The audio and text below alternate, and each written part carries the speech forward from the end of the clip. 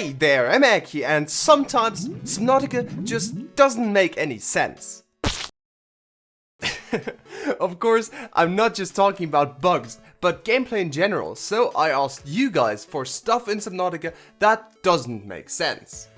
Most of these are, of course, for gameplay purposes, but I thought it'd still be fun to take a look at them.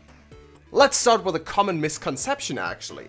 A lot of people were talking about the Lost River and how underwater rivers don't make any sense.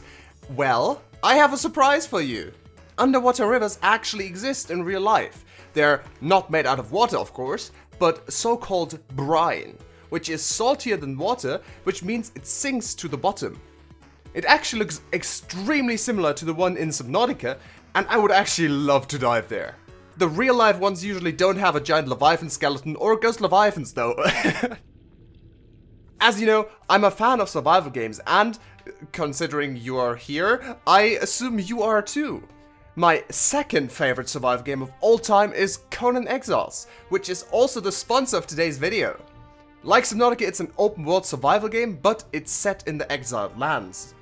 They are filled with cannibals, magic, and terrifying monsters. You can build up your base, capture humans as your slaves. Yes, really. Complete dungeons, and with the newest update, become a sorcerer. Age of Sorcery is probably the biggest update the game has ever gotten, with sorcery letting you balance corruption of your soul and powerful abilities like summoning demons and zombies, conjuring a storm, or experimenting with souls. Some abilities require human sacrifices. Side effects may include blisters, black veins, corruption of your soul, spontaneous combustion, and death. The improved perks and attribute system ties right into sorcery with more combinations and perks than ever, and they made a huge improvement to the already really good building system. They'll continue to expand the game with ages like the Age of Sorcery. I don't have the time to talk about everything I would like to talk about here because the game just has so much content now, but I made an entire video on the game, so if you'd like to check that out, it's in the top right. So if you'd like to become a dark sorcerer, fight powerful bosses, expand your base, and explore the beautiful world of Conan Exiles, check out the link in the description. It also has a creative mode for all you builders out there. Now, let's get back to the video. Let's take a look at the Aurora. How big would you say it is? 300 meters long? 600? 900? Well, it is 1.2 kilometers long. How many people fit on that ship? Probably a few thousand, right? Well, canonically, there were only 157 people on it. That is already really few, but alright, let's roll with that for now. A lifepod has room for 2 people, so there have to be at least 79 lifepods for everyone on board to be able to evacuate safely. Now I know that in real life, lots of ships don't have enough lifeboats for all passengers, but since the Aurora already had very few people on board compared to its capacity, I think it's fair to assume that it had at least 80 lifepods. Of those 80 or more lifepods, we can find only 9 in-game. That itself already doesn't make any sense. We had to already be fairly close to the surface when the lifepods deployed, or they would have burned up in the atmosphere, or we would at least see some burn marks on our lifepod. So there's no reason for them to be spread as far as they have, with almost 90% of them not even making it to the crater. And then on top of that, we are the only one that actually survived the fall. What? That doesn't make any sense. You'd expect at least some other humans to have survived and be sending signals, even if they're far away. Or at the very least, a lot more destroyed lifepods. You skipped the sponsor, didn't you? Okay, at least check out the link in the description. Let's talk about survival. The most important things to survive are food and water. Early game, we get both of these from fish. You can use the fabricator to extract water from the bladderfish. But have you ever paid attention to what actually happens? Yeah, we just made a bottle, and a plastic one too from the looks of it. I know this can be explained away with sci-fi technology, but how did we turn a fish into a plastic bottle? What? Let's get to another fish. Nature has some really interesting defense mechanisms, but I have a feeling that charging at potential predators and then exploding doesn't do too well for your species. Not only that, but the PDA says it's a defense mechanism to protect the nest. You know, the thing you can only access after the crash fish is gone? Yeah, I have a feeling nature didn't think that one through.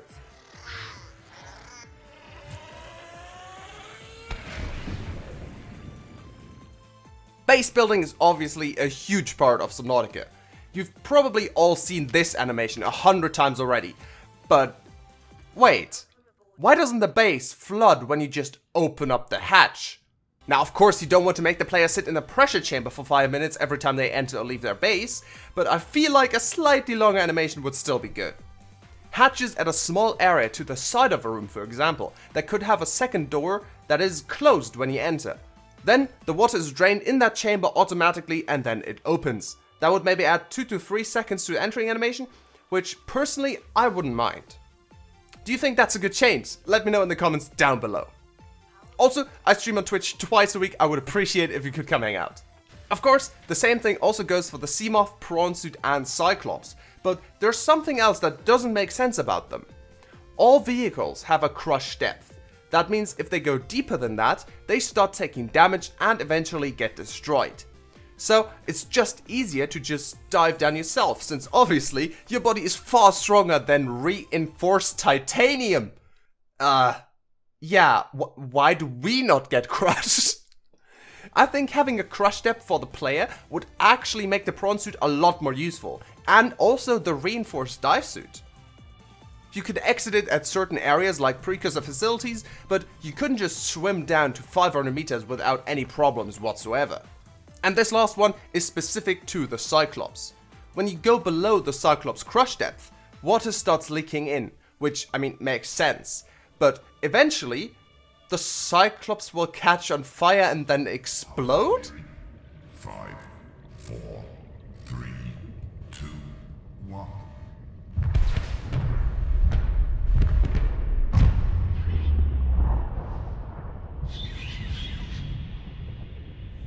What? I think that makes sense if you're being attacked, but if you only dive too deep, I think it should simply flood.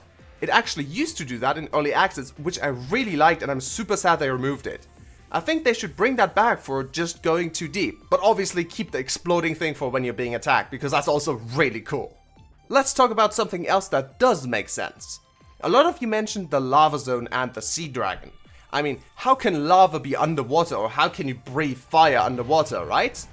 Well, it's not that unrealistic. Lava can exist underwater, it's just a lot more smoky.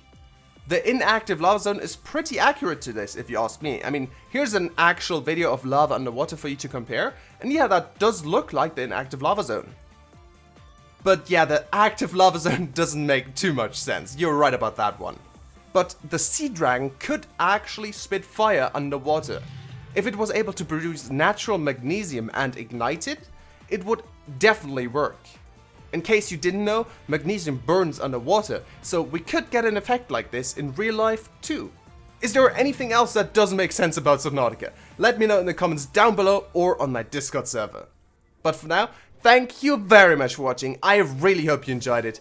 If you did, remember to leave a like and check out Conan Exiles. Now, I'll see you next time. Goodbye!